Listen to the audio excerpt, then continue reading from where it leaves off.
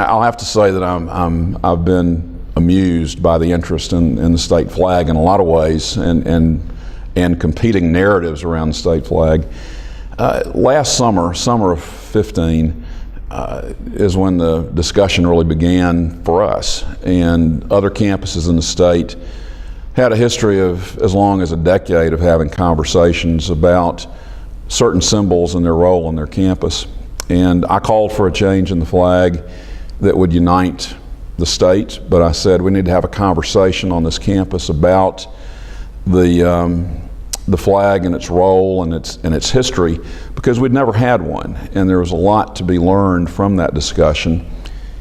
Engaged the faculty senate, engaged the staff council, engaged student government, and over the course of the year, all three of those groups called for a change in the state flag, and all three of those groups lobbied the state legislature and state elected officials. Probably the Student Government Association probably had the most contact. Student Government President Quincy Hughes met with the Speaker of the House and other state elected officials. Letters were written, resolutions were sent, and we did what I had hoped we would do, which is get engaged, and the only way to change the flag is through the political process. And so the university did that, and at the end of the year, end of the academic year, reached the conclusion that everyone on the campus had called for a change in the flag, and we had done what we said we were going to do, which was to lobby for the political solution. And so the flag came down over the summer. We're building we also, parallel to this, have done a redesign of the landscaping of the North Campus, and that's part of the reason for the design for Pioneers Plaza.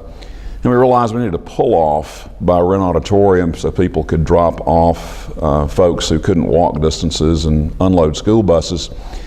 That flagpole where the state flag was in the path of that renovation.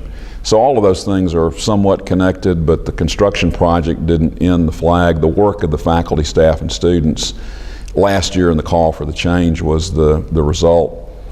We don't have any quarrel with the state of Mississippi.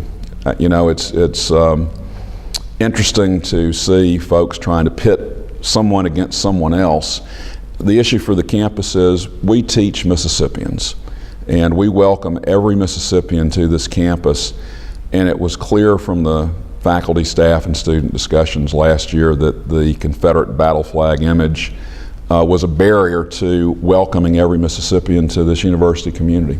So to me, it was just kind of a logical next step.